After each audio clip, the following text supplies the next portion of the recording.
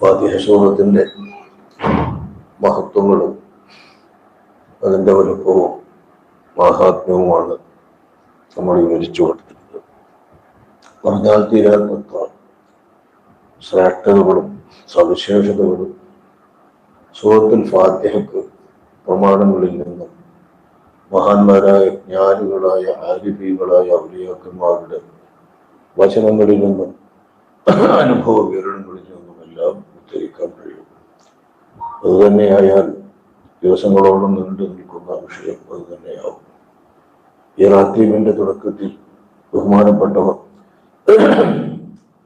ധാരാളം ഫാത്തിഹകളാണ് ആരംഭിച്ചതെന്നും നമ്മുടെ ജീവിതത്തിൽ നിത്യമായും നമ്മൾ എപ്പോഴും ഏതവസരത്തിലും ചൊല്ലിക്കൊണ്ടിരിക്കുന്ന ഫാത്തിഹ സൂറത്ത് അതൊരു ഫാത്തിഹയല്ലേ എന്ന നിലയിൽ ചെറുതായി കാണാനോ അതല്ലെങ്കിൽ അൽ ഫാത്തിഹ എന്ന പേരിൽ നമ്മൾ വിളിക്കുന്നതും പറയുന്നതുമെല്ലാം നിഷേധികളായ ആളുകളും വിശ്വാസമില്ലാത്ത ആളുകളും പുച്ഛിച്ചു കളയാനോ തള്ളിക്കളയാനോ പരിഹസിക്കാനോ പറ്റുന്ന രീതിയിലല്ല സൂറത്തുൽ ഫാത്തിഹയുടെ പ്രാധാന്യമുള്ളത്.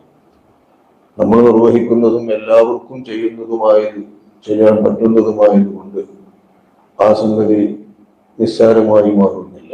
എല്ലാവർക്കും വലിയ പുണ്യങ്ങൾ ലഭിക്കട്ടെ, വിശുദ്ധ ഖുർആനിൽ നിന്നുള്ള വലിയ ഒരു ഭാഗവും അംശവും തന്നെ വിശ്വാസികൾക്ക് മുഴുവൻ, നബിയുടെ ഉമ്മത്തിന് മുഴുവൻ ലഭ്യമാകട്ടെ എന്ന ഉദ്ദേശത്തിലാണ് മാതയസ്സറമിനൽ ഖുർആൻ, ഖുർആനിൽ നിന്ന് എല്ലാവർക്കും ലളിതമായി സൗകര്യപ്രദമായി ഓതാൻ പറ്റുന്നത് എന്ന് അല്ലാഹു സുബ്ഹാനഹു വ തആല ഫാത്തിഹ സൂറത്തിനെ വിശേഷിപ്പിച്ചതും ഫഖറഉ മാ തയസ്സറ മിനൽ ഖുർആൻ, എല്ലാവർക്കും ലളിതമായി കിട്ടുന്ന ആ സൂറത്തിനെ നിങ്ങൾ ഓതുകയും നിങ്ങൾ പാരായണം ചെയ്യുകയും എന്ന് അല്ലാഹു സുബ്ഹാനഹു വ തആല പ്രത്യേകം ആഹ്വാനം ചെയ്തത്. ഫാത്തിഹയുടെ ആശയം ചിന്തിച്ചാലും അതിൻ്റെ ഓരോരോ ആശയങ്ങളിലേക്കും അതിൻ്റെ ഓരോരോ ആയത്തുകളുടെ വിശദീകരണങ്ങളിലേക്കും തിരിഞ്ഞാൽ മണിക്കൂറുകളോളം സംസാരിക്കേണ്ടി വരും.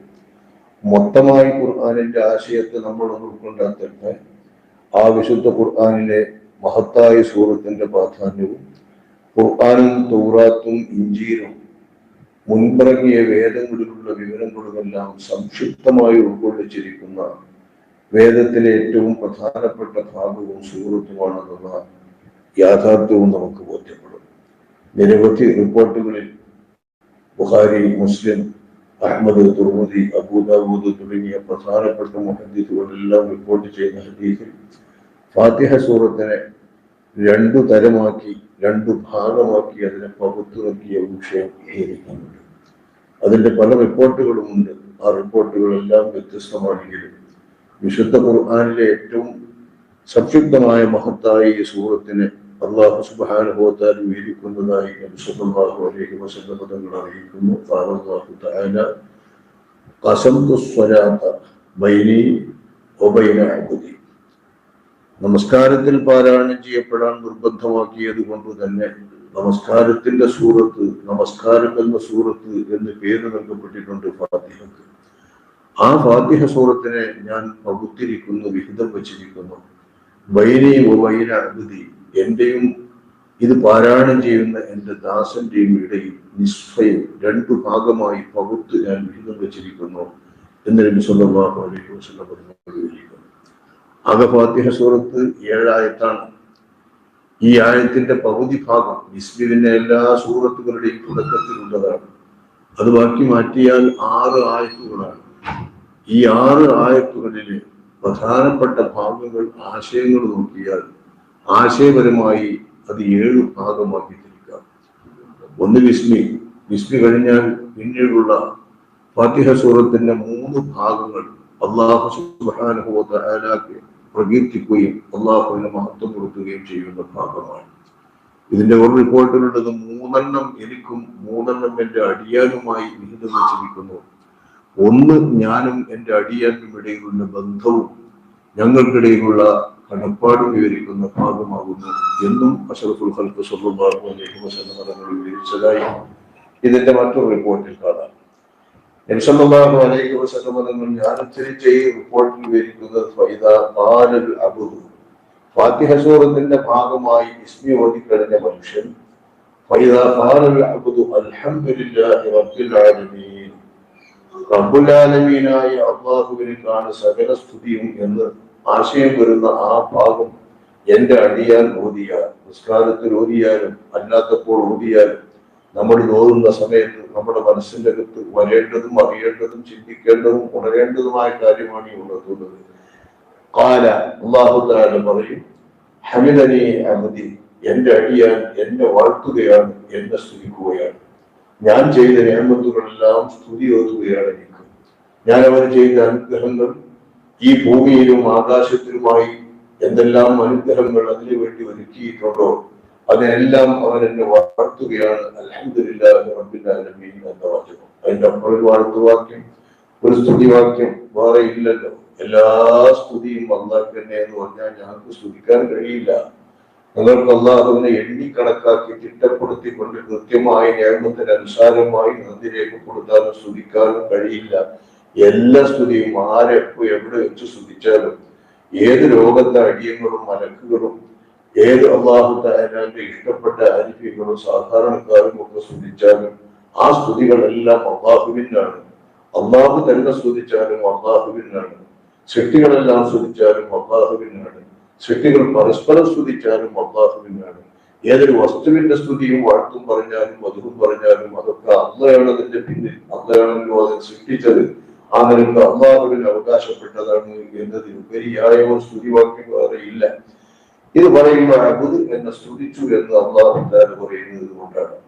ഇദാ ഖാല അൽഹംദുലില്ലാഹി റബ്ബിൽ ആലമീൻ അർറഹ്മാനിർ റഹീം എന്ന് അടിയാൻ രണ്ടാമത് ഓതിക്കഴിഞ്ഞാൽ അല്ലാഹു സുബ്ഹാനഹു വ തആല പറയും, വജ്ജദനി അബ്ദി, എന്റെ അടിയാൻ എന്നെ ഒന്നുകൂടി വളർമ്മപ്പെടുത്തി, ഒന്നുകൂടി ഉഷാറാക്കി, എന്നെ വാഴ്ത്തിക്കൊണ്ട്, എന്നെ ഒന്നുകൂടി മേന്മ പ്രകടിപ്പിച്ചുകൊണ്ട്.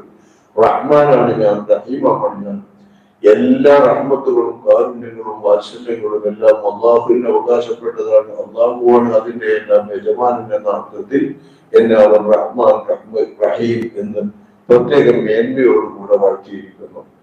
അത് കഴിഞ്ഞാൽ പിന്നെ മാലിക് യൗമിദ്ദീൻ എന്ന് അടിയാൻ പറഞ്ഞാൽ അള്ളമനി റബ്ബി, അള്ളമനി അബ്ദി, എന്റെ അടിയാൻ എന്റെ മഹത്വമാണ് പറഞ്ഞത്. പരലോകത്തിന്റെയും പ്രതിഫല നാളിന്റെയും ശിക്ഷാനാളിന്റെയും എല്ലാം ഉടമക്കാരൻ അല്ലാഹുവാണ് എന്ന് പറയുമ്പോൾ ഈ ലോകം കഴിഞ്ഞ് ശാശ്വതമായി നിലനിൽക്കുന്നത് പരലോകമാണല്ലോ. ആ പരലോകം ശാശ്വതമാണ്. ഇവിടെ കഴിയുന്നവർക്ക് ഇതിന് അന്ത്യമുണ്ട്. ഈ അന്ത്യമുള്ള ലോകത്തിന്റെ ശേഷം ഇവിടത്തെ കർമ്മങ്ങൾക്കെല്ലാം തുല്യമായ ജസ, കൃത്യമായ ജസ, നന്മകൾക്കും തിന്മകൾക്കും അല്ലാഹു തആല നൽകുന്ന, സ്വർഗമായും നരകമായും നൽകുന്ന ആ പരലോകം എന്ന ലോകം അന്ന് ഒരു ഉടമസ്ഥനമില്ല. എനിക്ക് മാത്രമാണ് ഉടമസ്ഥത, ഞാൻ മാത്രമാണ് അന്ന് പ്രത്യക്ഷത്തിൽ തന്നെ ഉടമസ്ഥത.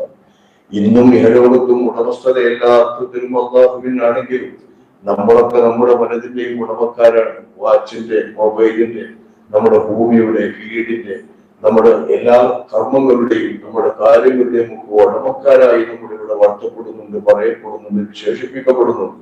ഇതൊക്കെ താൽക്കാലികമാണ്, പ്രത്യക്ഷത്തിൽ പറയുന്നതാണ്, കൈകാര്യത്തിന് വേണ്ടി അല്ലാഹു തആല പറയാൻ അനുവദിച്ചതുമാണ്. ഇത് നമ്മൾ പറയുന്നുണ്ടെങ്കിലും പരലോകത്ത് ഇങ്ങനെ ഒരാൾക്കും ഒന്നുമില്ല. ഒരാൾക്കും ഒരാൾക്ക് വേണ്ടി ഒന്നും ഉടമയാക്കാൻ കഴിയില്ല. വാക്ക് വേണ്ടി മക്കൾക്കോ, മക്കൾക്ക് വേണ്ടി വാപ്പക്കോ, ഭാര്യ ഭർത്താക്കൾക്ക് തമ്മിലോ, സഹോദരങ്ങൾക്കും ഇഷ്ടക്കാർക്കും പരസ്പരമോ ഒന്നും ആർക്ക് വേണ്ടിയും ഒന്നും ഉടമയാക്കാതെ എല്ലാ കാര്യങ്ങളുടെയും ഉടമസ്ഥത അല്ലാഹുവിന് മാത്രമായതെന്ന് പറയുന്നതിൽ പരമഹത്വം അല്ലാഹുവിനെ വാഴ്ത്താൻ വേറെ ഇല്ല. അന്ന് പഠിപ്പിച്ചു തന്നിട്ടുമില്ല. അന്ന് പഠിപ്പിച്ചു തന്നതിലെ നമുക്ക് വാഴ്ത്തുവാക്കാക്കി അല്ലാഹുവിനെ പറയാൻ പറ്റൂ. ഈ വാഴ്ത്തുവാക്ക് പറഞ്ഞാൽ അല്ലാഹു എന്നെ മഹത്വപ്പെടുത്തി എന്റെ അബ്ദ് എന്ന് പറയും.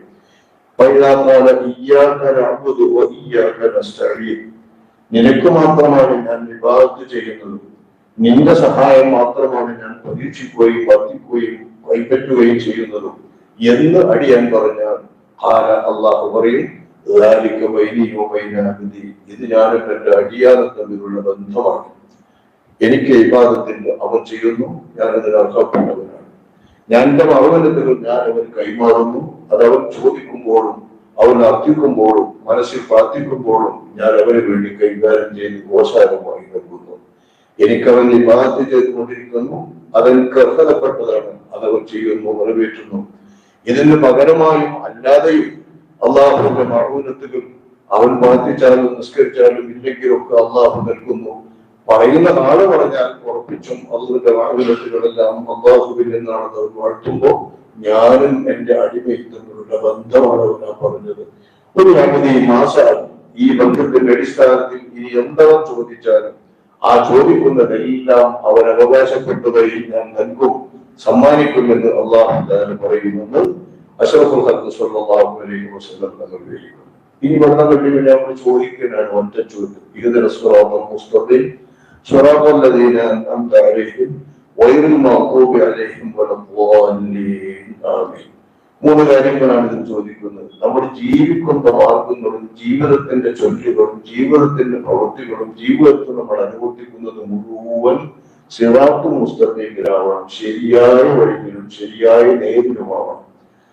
വ്യാജമാകരുത്, തെറ്റാവരുത്, വഴിതെറ്റിപ്പോകരുത്. കൃത്യമായ അളവിൽ അള്ളാഹുവിന്റെ സിറാത്തിലാകണം. ഇതാണ് ഇഹ്ദിന സിറാത്തൽ മുസ്തഖീം എന്നതിന്റെ വാക്യം. ഈ ശരിയായ മാർഗത്തിലാവുന്നത്, അതായത് സിറാത്തൽ ലദീന അൻഅംത അലൈഹിം, മുന്നോട്ടുകളായി നമുക്ക് മുമ്പേ ലഭിച്ച അമ്പിയാക്കന്മാർ, സ്വാലിഹീങ്ങൾ, ശുഹദാക്കൾ, സിദ്ദീഖുകൾ തുടങ്ങിയ വലിയ അളവിൽ അള്ളാഹു വലിയ നിഅമത്തുകൾ ചെയ്ത ഉഖറവിയായ നിഅമത്ത് ചെയ്ത മഹാന്മാരുടെ വഴി, അവർ ജീവിച്ച വഴി, അവരെ പോലെ ജീവിക്കാൻ ഞങ്ങൾ അനുഗ്രഹിക്കണം. വിശ്വാസത്തെറ്റ് വന്നവരും കർമ്മത്തെറ്റ് വരുന്നവരും തമ്മാടികളായിട്ടുള്ളവരും നിർമ്മലരും പരിഷ്കരണവാദികളുമായിട്ടുള്ള വിദ്യാർത്ഥികളുമായിട്ടുള്ള ആളുകളുടെ ഒന്നും മാർഗത്തിലല്ല എന്ന് പറയുന്ന ഈ മൂന്ന് കാര്യങ്ങൾ അതിന്റെ അഴിമതിക്ക് അവകാശപ്പെട്ടതായി ഞാൻ അവന് നൽകും, അവൻ എന്നോട് ചോദിച്ചതിന് ഞാൻ ഉത്തരം നൽകും എന്ന് അള്ളാഹു പറയുന്നു എന്ന് പറഞ്ഞ ആ മൂന്ന് കാര്യങ്ങളാണ് നമ്മുടെ കാര്യങ്ങൾ. സിറാത്തുൽ മുസ്തഖീം, ഗൈറിൽ മഗ്ദൂബി അലൈഹിമിന്റെ മാർഗമല്ലാത്ത സിറാത്തുൽ മുസ്തഖീം, ളാലിങ്ങളുടെ മാർഗമല്ലാത്ത സിറാത്തുൽ മുസ്തഖീം. ഇതിന് പല തഫ്സീറുകളും വ്യാഖ്യാനങ്ങളും വിശദീകരണങ്ങളും ഉണ്ട്. ഏതായാലും അടിസ്ഥാനപരമായി ഈ 6 കാര്യങ്ങളാണ് ഫാത്തിഹ സൂറത്തിന്റെ ഉള്ളടക്കം. അതിനിടയിലായി അള്ളാഹു നമ്മൾ തമ്മിലുള്ള ബന്ധം, നമ്മൾ അടിയുന്നതാണ്, അവൻ ഉടമക്കാരനാണ്, ആ ഉടമക്കാരന് സർവ്വതാ ഇബാദത്ത് ചെയ്യുന്നു നമ്മൾ, അവൻ അതിന് അർഹമായിരിക്കുന്നു നമ്മൾ, അവൻ പകരം മഅൂനത്തുകൾ നമുക്ക് നൽകിക്കൊണ്ടിരിക്കുന്നു, അത് അള്ളാഹുവിന്റെ ഓശാരമായി നമുക്ക് കിട്ടിക്കൊണ്ടിരിക്കുന്നതാണെന്ന ബന്ധവും ഈ ഫാത്തിഹ സൂറത്തിൽ പറയുന്നത്. അള്ളാഹു സുബ്ഹാനഹു വ തആല ഉണർത്തുന്നതിന്റെ റിപ്പോർട്ടുകൾ പല വഴികളിൽ, പല പദങ്ങളിലായി, പല രീതിയിലായി ഹദീസ് ശരീഫിൽ മനസ്സിലാക്കപ്പെട്ടിട്ടുണ്ട്. ഇങ്ങനെയുള്ള ആശയങ്ങൾ പരിഗണിക്കുമ്പോൾ വിശുദ്ധ ഖുർആനിന്റെ അകത്ത് നേരായ മാർഗം എന്ന് പറഞ്ഞാൽ ആ മാർഗമല്ലേ ആകെ ഖുർആൻ പറയുന്നത്. ഖുർആന്റെ ആകത്തുകയുള്ള ആയത്തുകൾ മുഴുവൻ പരിശോധിച്ചാൽ സിറാത്തുൽ മുസ്തഖീം പറഞ്ഞിട്ടുള്ളത് വളർത്താൻ ഏതൊക്കെ വഴിക്ക് തെറ്റിയാൽ സിറാത്തുൽ മുസ്തഖീമിൽ നിന്ന് തെറ്റും, എങ്ങനെയൊക്കെ ജീവിച്ചാൽ സിറാത്തുൽ മുസ്തഖീമിൽ ഉറച്ചു നിൽക്കും, നേരായ മാർഗത്തിൽ ജീവിക്കാൻ ഒരു മനുഷ്യൻ എന്താണ് മാർഗം എന്നും, വ്യതിചലിച്ചു പോയാൽ മാർഗപക്ഷം വന്നുപോയാൽ എങ്ങനെയാണ് വഴിതെറ്റിപ്പോവുക എന്നുമാണല്ലോ ഖുർആനിൽ ആകത്തുക വിവരിക്കുന്നത്. ആ ആകത്തുകയുടെ വിവരണം ഖുർആനിൽ പറഞ്ഞത് മുഴുവൻ ഞങ്ങൾക്ക് നൽകി ഞങ്ങളെ അനുഗ്രഹിക്കണമേ എന്ന് അല്ലാഹു സുബ്ഹാനഹു വ തആലയുടെ മുമ്പിൽ പ്രത്യേകമായി പ്രാർത്ഥിക്കുന്ന ഫാത്തിഹ സൂറത്ത് എന്നതിന് ഒരുപാട് ഫളായിലുകൾ, ഇതിന് കിട്ടുന്ന അതിന്റെ എണ്ണത്തിന്റെ, അതിന്റെ അക്ഷരത്തിന്റെ എണ്ണത്തിന്റെ, അതിന്റെ വാക്യത്തിന്റെ എണ്ണത്തിന്റെ അടിസ്ഥാനത്തിൽ കിട്ടുന്ന പുണ്യങ്ങൾ, അതുകൊണ്ട് ഭൗതികമായി കിട്ടുന്ന നേട്ടങ്ങൾ, ഇത്തരം നേട്ടങ്ങൾ വിവരിക്കുന്ന ഹവാസുകളും ഫളായിലുകളും വിവരിക്കുന്ന ധാരാളം നബിവചനങ്ങളും മഹാത്മാക്കളുടെ ഉദ്ധരങ്ങളുമുണ്ട്. കൃത്യമായി ഒരു ദിവസത്തിൽ എത്ര തവണ ഇത് ഓതുക, ഞായറാഴ്ച എത്ര തവണ, ശനിയാഴ്ച എത്ര തവണ, വെള്ളിയാഴ്ച എത്ര തവണ, വ്യാഴാഴ്ച എത്ര തവണ, ആഴ്ചയിലെ ഓരോ ദിവസവും ഇത്ര തവണ ഇത് ചൊല്ലിയാൽ ഇങ്ങനെ. അൽഹംദു എന്നതിലുള്ളത് 5 അക്ഷരങ്ങളാണ്, ലില്ലാഹി എന്നതിലുള്ളത് 3 അക്ഷരങ്ങളാണ്. ഈ 5ഉം 3ഉം കൂട്ടിയെ കിട്ടിയാലുള്ള സ്വർഗത്തിന്റെ 8 കവാടങ്ങൾ നമുക്ക് ലഭിക്കുന്നതിന് വേണ്ടി അല്ലാഹു ഒരുക്കി വെച്ചിട്ടുള്ളത്.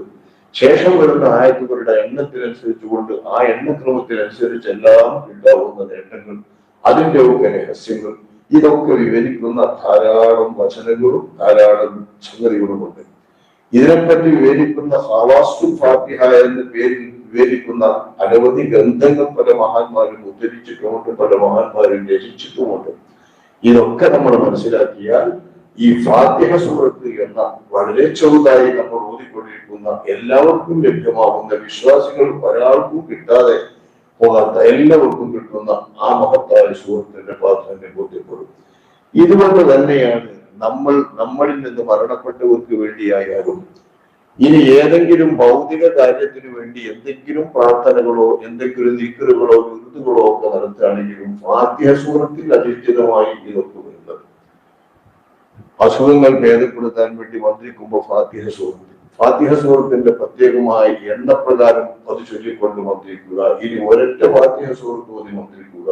ഇങ്ങനെയുള്ള എത്രയോ മന്ത്രങ്ങൾ നബി സല്ലല്ലാഹു അലൈഹി വസല്ലം നിങ്ങളുടെ കാലത്ത് തന്നെ അബൂ സഈദ് അൽ-ഖുദരി റളിയല്ലാഹു അൻഹു തങ്ങളുടെ നേതൃത്വത്തിൽ പോയ ഒരു സംഘം ഒരു ഗോത്രത്തിൽ അകപ്പെട്ടതും ആ ഗോത്രക്കാർ പ്രത്യേകമായി ബഹുമാനപ്പെട്ട നബി സല്ലല്ലാഹു അലൈഹി വസല്ലം തങ്ങളുടെ സ്വഹാബത്തിനെ സമീപിക്കേണ്ട ഒരു അവസ്ഥ വന്നതുമായ ചരിത്രം സഹീഹുൽ ബുഖാരിയും മറ്റുമൊക്കെ നിവേദനം ചെയ്യുന്നുണ്ട്. ആ ഗോത്രക്കാർ വേണ്ട വിധം പരിഗണിക്കാത്ത ഈ കൂട്ടരെ അവസാനം ആ ഗോത്രത്തിലെ ഒരാൾക്ക് അവരുടെ നായകന് ഭ്രാന്ത് വന്നപ്പോ ആ ഭ്രാന്തിന് വേണ്ടി നിങ്ങളുടെ അടുക്കൽ വല്ല മന്ത്രവും ഉണ്ടോ വല്ല ചികിത്സയും ഉണ്ടോ എന്ന് ചോദിക്കുമ്പോ സംഘത്തിന്റെ നേതാവ് അബൂ സഈദ് അൽ-ഖുദരി റളിയല്ലാഹു അൻഹു തങ്ങൾ ആവാം ഉണ്ട് എന്ന് പറഞ്ഞുകൊണ്ട് പ്രത്യേകമായി ആ സംഘത്തിന്റെ മുമ്പിൽ മന്ത്രം ഉച്ചരിക്കുകയും മന്ത്രിച്ചുകൊണ്ട് ഈ രോഗിയുടെ ഭ്രാന്ത് ഭേദപ്പെടുത്തുകയും ചെയ്യാം. ആ ഭ്രാന്ത് ഭേദപ്പെടുത്തിയതിന് പകരമായി സമ്മാനം നൽകി എന്നും റിപ്പോർട്ടുണ്ട്. അല്ല, അബൂ സഈദ് അൽ-ഖുദരി തങ്ങൾ അവർ സൽക്കരിക്കാത്ത, മാനിക്കാത്ത, വേണ്ട പോലെ പെരുമാറാത്ത ആ നാട്ടുകാരോടും ആ ഗോത്രക്കാരോടും പ്രത്യേകം പ്രതിഫലം പറഞ്ഞുകൊണ്ട് ആടിൻപറ്റത്തെ വാങ്ങി എന്നുമൊക്കെ പ്രത്യേകം ഹദീസുകളുണ്ട്. ഇത് വാങ്ങി ഇതുമായി ബന്ധപ്പെട്ട് ഇതുമായി അവർ തിരിച്ചു വരുമ്പോൾ റസൂലുള്ളാഹി സ്വല്ലല്ലാഹു അലൈഹി വസല്ലം തങ്ങളുടെ മുൻപിലെത്തിയിട്ട് ആകാം നമുക്ക് ഇതിനെ സ്വന്തമാക്കാൻ. ഈ ഫാത്തിഹ സൂറത്ത് ഓതി മന്ത്രിച്ചതിന്റെ പേരിൽ ഇത് വാങ്ങാൻ പറ്റുമോ പറ്റില്ല എന്ന് നബിയിൽ നിന്ന് അറിയാമല്ലോ എന്ന് ചിലരൊക്കെ അഭിപ്രായപ്പെടുകയും നബിയുടെ മുമ്പിലെത്തുകയും നബി സല്ലല്ലാഹു അലൈഹി വസല്ലം തങ്ങൾ ഇത് വിവരിക്കുമ്പോ ഇതൊരു മന്ത്രമാണ്, ഇത് മന്ത്രിക്കാൻ പറ്റുമെന്ന് എനിക്ക് എങ്ങനെ വിവരം കിട്ടി എന്ന് അള്ളാഹുയോട് പ്രത്യേകം ചോദിച്ചത്.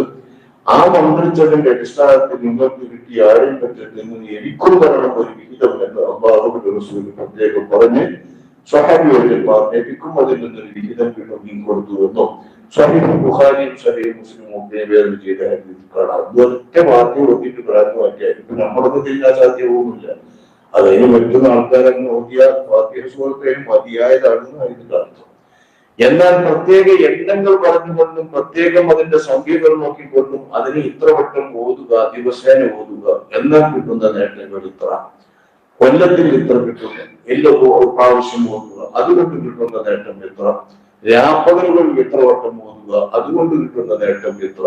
ഇങ്ങനെ ഫാത്തിഹ സൂറത്തുമായി ബന്ധപ്പെട്ട് ഭൗതികമായ നമ്മുടെ ആവശ്യങ്ങൾ, വീട് സംബന്ധമായ ആവശ്യങ്ങൾ, ഭക്ഷണ സംബന്ധമായ ആവശ്യങ്ങൾ, വിഭവ സംബന്ധമായ ആവശ്യങ്ങൾ, കേവലം ജീവിതത്തിന്റെ പ്രയാസം നീങ്ങേണ്ട ആവശ്യങ്ങൾ, രോഗാദികൾ കൊണ്ടുണ്ടാകുന്ന മനസ്താപങ്ങൾ നീങ്ങേണ്ട ആവശ്യങ്ങൾക്ക് ചൊല്ലേണ്ട ക്രമങ്ങളെല്ലാം വിവരിക്കുന്ന ധാരാളം ഗ്രന്ഥങ്ങളും വിശദീകരണങ്ങളും വിവരണങ്ങളും നമ്മുടെ അറിവൊക്കെ വിവരിച്ചിട്ടുള്ള ഈ ഫാത്തിഹ സൂറത്ത് അത്ര പ്രാധാന്യമുള്ളത് കൊണ്ടാണ് മരണപ്പെട്ടവർക്ക് ഹദിയ ചെയ്യാൻ വളരെ പ്രധാനപ്പെട്ടതായി നമ്മൾ ഫാത്തിഹ തിരഞ്ഞെടുക്കുന്നത്.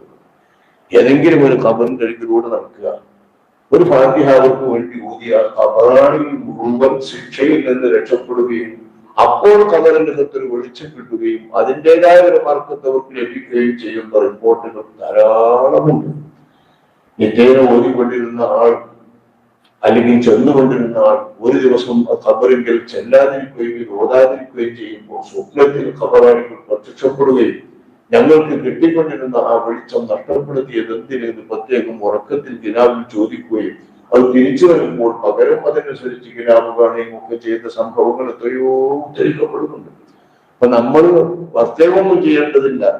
ഫാത്തിഹ സൂറത്ത് കുറെ അല്ലെങ്കിൽ കുറെ കിട്ടുന്ന ഓതിയിട്ട് ഒരുപാട് സമയം ചെലവഴിക്കേണ്ട ഒന്നുമില്ല. സാധാരണഗതിയിൽ നമ്മുടെ പ്രവൃത്തികൾക്കിടയിൽ നടക്കുമ്പോൾ ഖബറിലൂടെ നടക്കുമ്പോൾ ഒരു ഫാത്തിഹ നമ്മൾ ഓതി ഈ ഖബറാളികൾക്ക് എല്ലാം വേണ്ടി ഞാൻ ഫാത്തിഹ ഓതുകയാണ് വിചാരത്തോടു കൂടിയാണ് ഓതുക. ഓതിയിട്ട് പറ്റിയെങ്കിൽ പടച്ചവനെ പ്രതിഫലം കൂടെ നൽകണേ എന്ന് പ്രാർത്ഥിക്കുക. അല്ലെങ്കിൽ അവര് വിചാരിച്ചുകൊണ്ട് ഓതിയാൽ മതി. ഈ വിധത്തിലൊക്കെ ഓതുന്ന തരത്തിൽ നമ്മൾ ഫാത്തിഹ ഇങ്ങനെ സമ്മാനിക്കുന്ന ഒരു വല്ലാത്ത നല്ല രീതി, ഒരു സദാചാരം നമ്മുടെ സമൂഹത്തിലുണ്ട്.